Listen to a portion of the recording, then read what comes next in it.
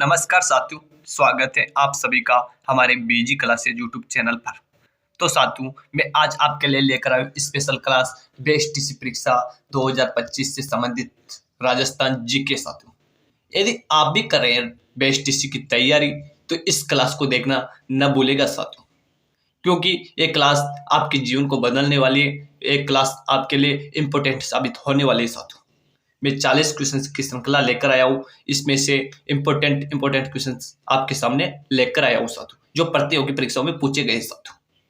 तो चलते हैं साथियों। चलने से पहले जिसने भी अभी तक चैनल को सब्सक्राइब नहीं किया वो चैनल को सब्सक्राइब कीजिएगा और वीडियो को लाइक और शेयर भी कीजिएगा साथियों। तो आज का पहला क्वेश्चन आता है हमारा कि ऊंट की खाल पर चित्रांकन किस कला शैली की विशेषता है साथियों। ऊंट की खाल पर चित्रांकन किस कला शैली की विशेषता है। पुलिस कांस्टेबल परीक्षा 2014 में पूछा गया क्वेश्चन है साथियों। मेवाड़, किशनगढ़, मारवाड़ या फिर बीकानेर। तो इसकी राइट आंसर क्या होगा? ऑप्शन नंबर डी हो जाएगा, यानी कि ऊंट की खाल पर चित्रांकन किस कला शैली की विशेषता है? बीकानेर शैली की विशेषता है साथियों। और ऊंट की खाल पर जो चित्रांकन किया जाता है उसे किस नाम से जाना जाता है? उस्ता कला के नाम से जाना जाता है साथियों। किस नाम से जाना जाता है? उस्ता कला के नाम से जाना जाता है। और इसके जो प्रमुख कलाकार हैं वो कौन है? इमामुद्दीन उस्ता है साथियों।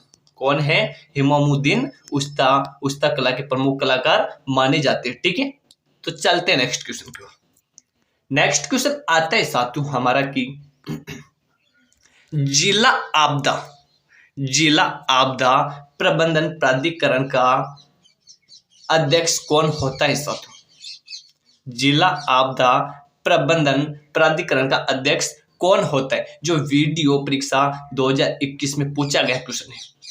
आयुक्त नगर निगम, सीईओ जिला परिषद, जिला कलेक्टर या फिर पुलिस अधीक्षक।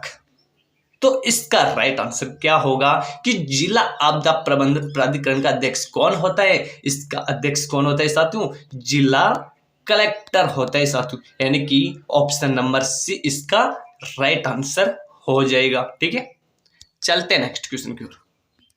नेक्स्ट क्वेश्चन आता है साथियों हमारा कि राजस्थान सरकार के शिक्षा विभाग द्वारा स्माइल कार्यक्रम की पहल की गई थी साथियों। ग्रामीण क्षेत्रों में विद्यार्थियों को निःशुल्क पुस्तकें प्रदान करना हेतु ग्रामीण एवं नगरीय दोनों क्षेत्रों में निर्धन बच्चों को भोजन और आवश्यक वस्तु प्रदान करने हेतु। तीसरा है कि लॉकडाउन अवधि के दौरान विद्यार्थियों को घर में सीखने की सुविधा प्रदान करने हेतु। और चौथा है कि लॉकडाउन अवधि के दौरान निर्धन बच्चों को भोजन एवं आवश्यक वस्तु प्रदान करने हेतु। तो इसका राइट आंसर क्या होगा कि राजस्थान सरकार द्वारा शिक्षा विभाग द्वारा स्माइल कार्यक्रम की पहल क्यों की गई थी साथियों? राइट आंसर हो जाएगा ऑप्शन नंबर सी, यानी कि लॉकडाउन अवधि के दौरान विद्यार्थियों को घर में सीखने की सुविधा प्रदान करने हेतु स्माइल कार्यक्रम की शुरुआत की गई थी साथियों, कोरोना टाइम के। ठीक है, चलते हैं नेक्स्ट क्वेश्चन को। नेक्स्ट क्वेश्चन आता है हमारा कि अभिनव भूभौतिक गवेषणाओं ने राजस्थान के किस खनन क्षेत्र में स्वर्ण भंडारों की उपस्थिति को प्रमाणित किया है? जो जैन परीक्षा 2016 में पूछा गया है। आनंदपुर बोकिया, जावर, गुलाबपुरा आंगुचा या फिर जोत का बरवाड़ा।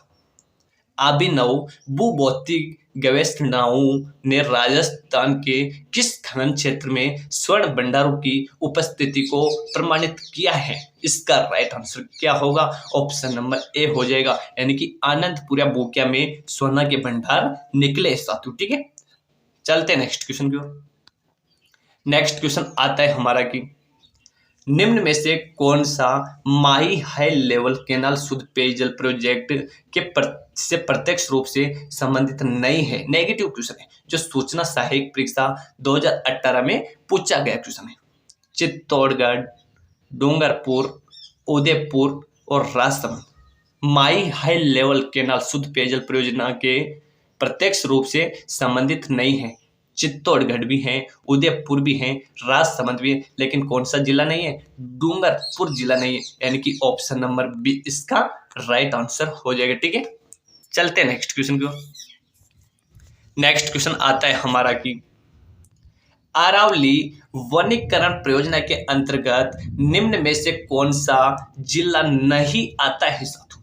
ऐसे नेगेटिव क्वेश्चन ही परीक्षा में पूछे जाते हैं साथू, और इन्हीं क्वेश्चनों को मैं आपके सामने लेकर आया हूं ताकि आप ऐसे नेगेटिव क्वेश्चन को गलत नहीं करें, क्योंकि परीक्षा में अधिकतर नेगेटिव क्वेश्चन आते हैं और विद्यार्थी इसमें क्या करते हैं? जल्दीबाजी करते हैं और नहीं की जगह है पढ़ लेते हैं और वो क्वेश्चन को गलत कराते हैं। ठीक है, तो ये वीडियो परीक्षा में पूछा गया था कि अरावली वनीकरण परियोजना के अंतर्गत निम्न में से कौन सा जिला नहीं आता है?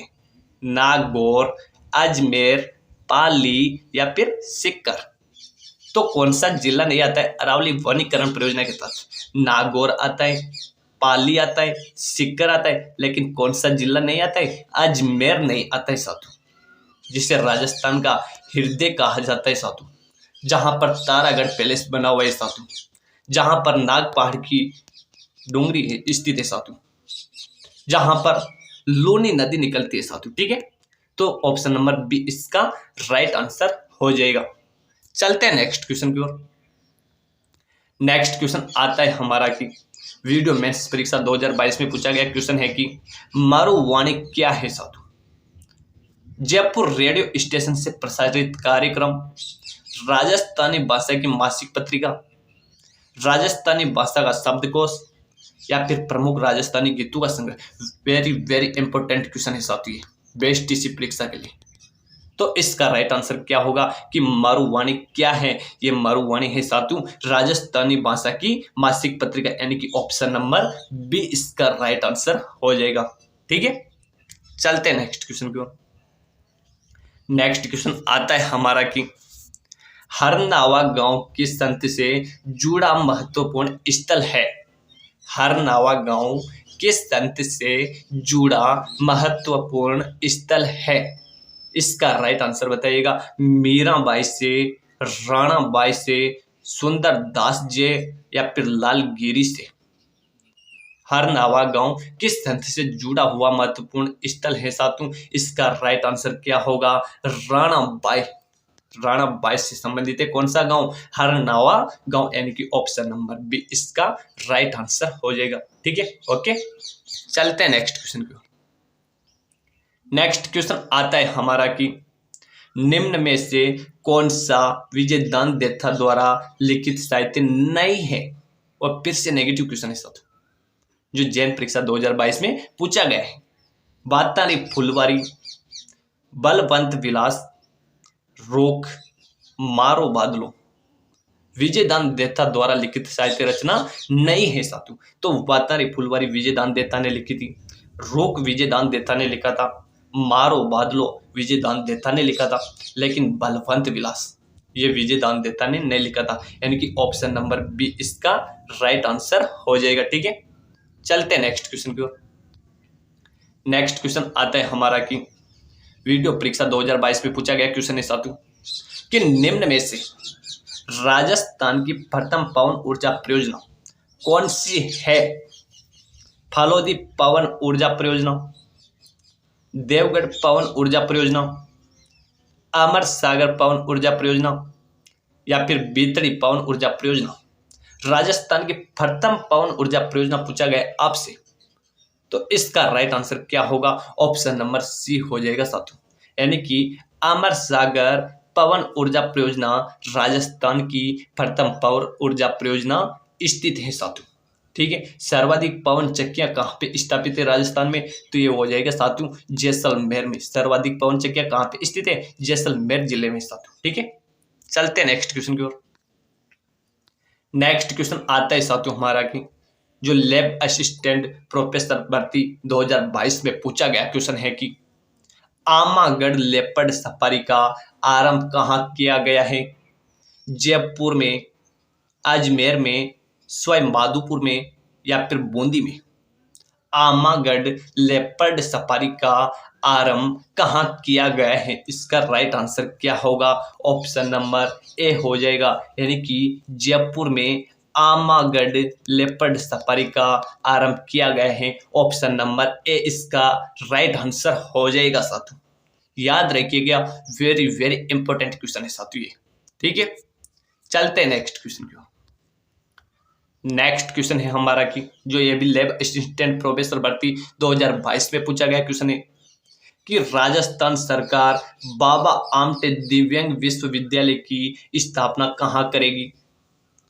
बाबा आमटे दिव्यांग विश्वविद्यालय की स्थापना राजस्थान सरकार कहाँ करेगी? बारां में करेगी, कामा भरतपुर में, जामडोली जयपुर में, या फिर जोधपुर में? तो इसका राइट आंसर क्या होगा?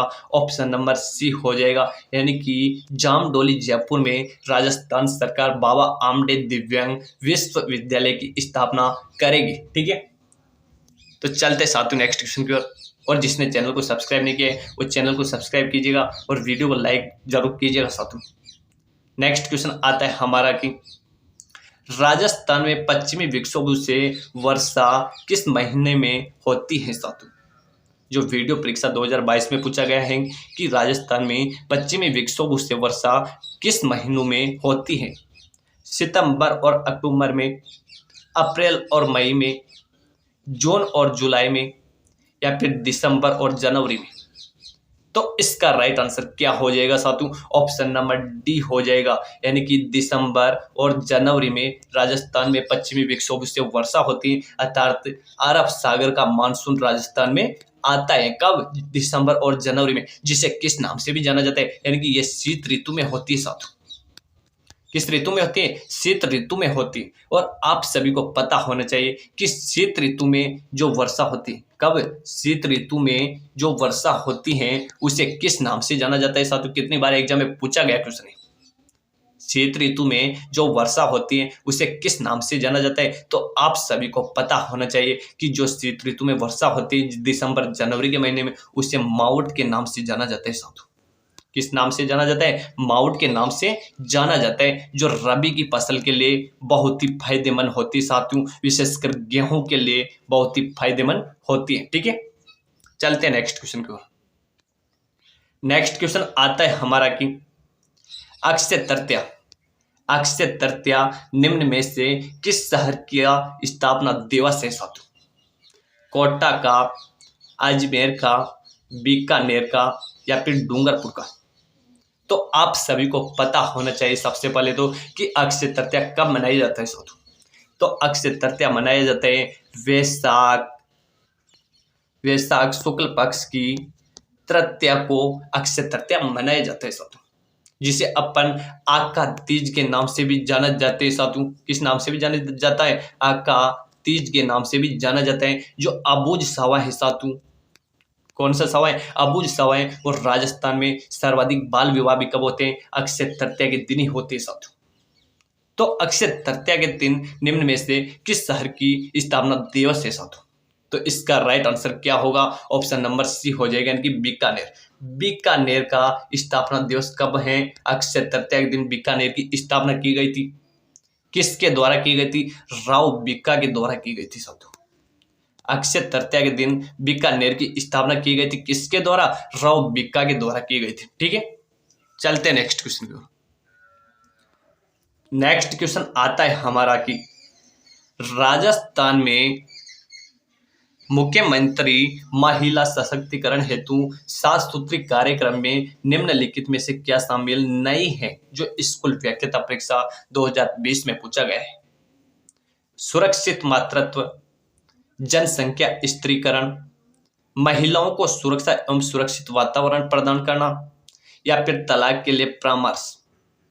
राजस्थान में मुख्यमंत्री महिला सशक्तिकरण हेतु 7 सूत्री कार्यक्रम में निम्नलिखित में से क्या शामिल नहीं है? इसका राइट आंसर क्या होगा? सुरक्षित मातृत्व भी है, जनसंख्या स्त्रीकरण भी है, महिलाओं को सुरक्षा एवं सुरक्षित वातावरण प्रदान करना भी है साथियों। और ऑप्शन नंबर डी इसका राइट आंसर हो जाएगा, यानी कि तलाक के लिए परामर्श, ये इसका राइट आंसर नहीं है। तो यानी कि ऑप्शन नंबर डी इसका राइट आंसर हो जाएगा, जो क्वेश्चन पूछ रहे हैं उसी हिसाब से।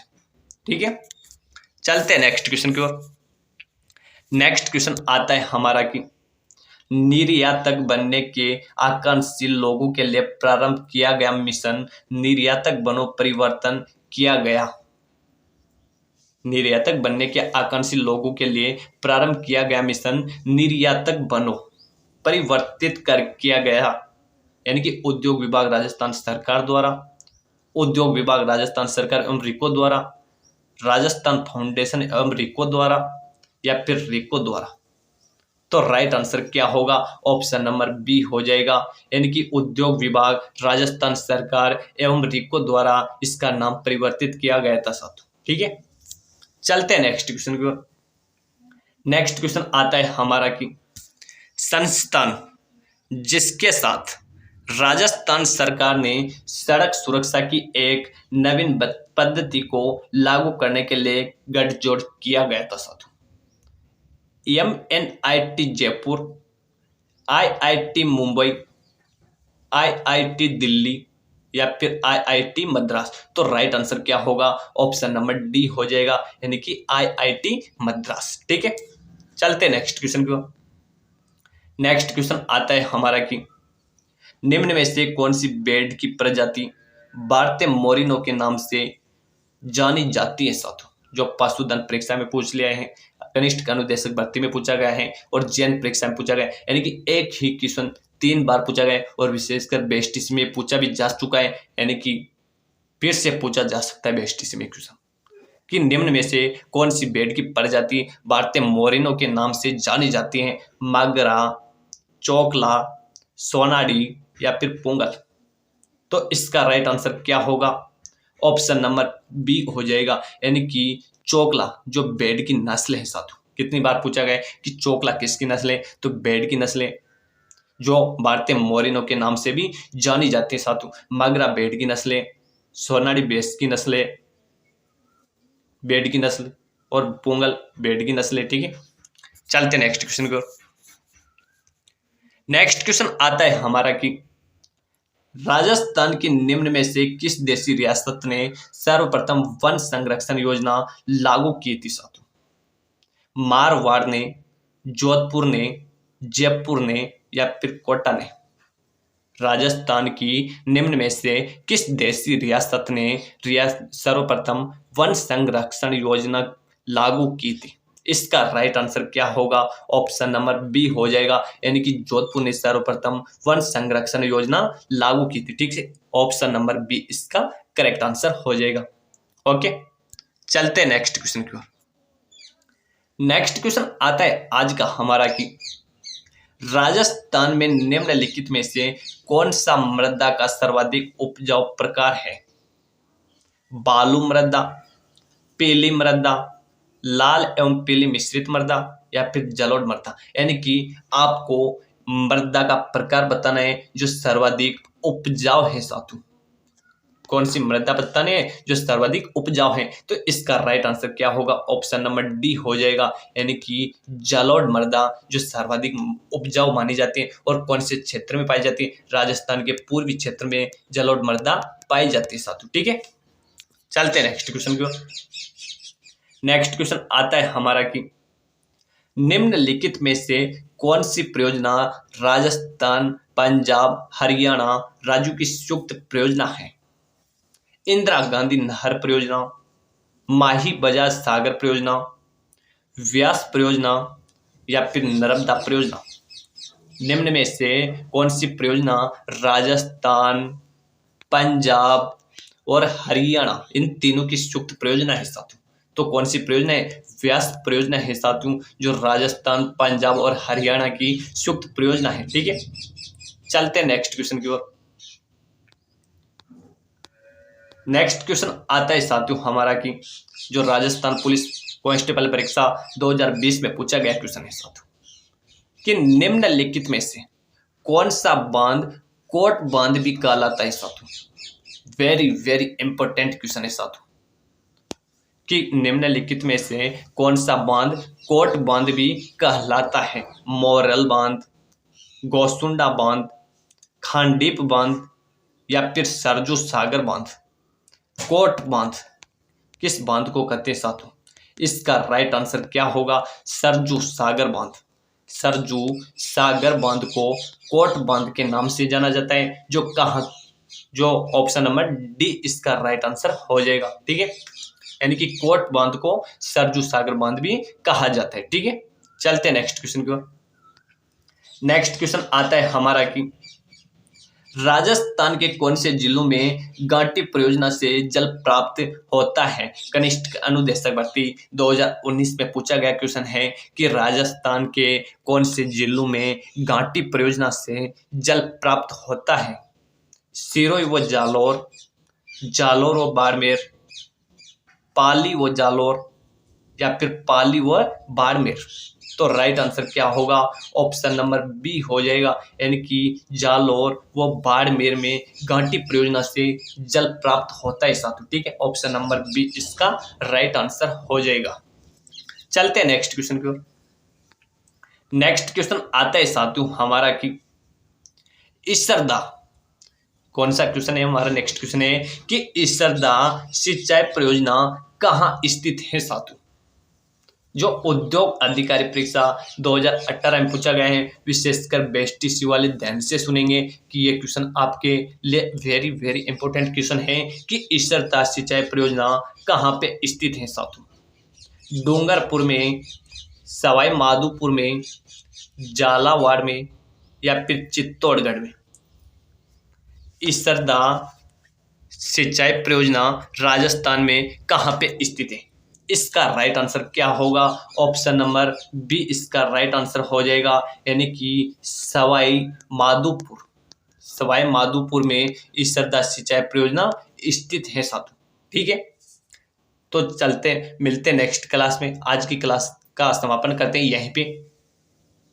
तब तक के लिए आप बने रहिएगा हमारी बीजी क्लासेज यूट्यूब चैनल के साथ, और जिसने भी अभी तक चैनल को सब्सक्राइब नहीं किया है वो चैनल को सब्सक्राइब कीजिएगा और वीडियो को लाइक और शेयर करना ना भूलिएगा साथियों। ठीक है, तो मिलते हैं नेक्स्ट क्लास में। धन्यवाद सभी को।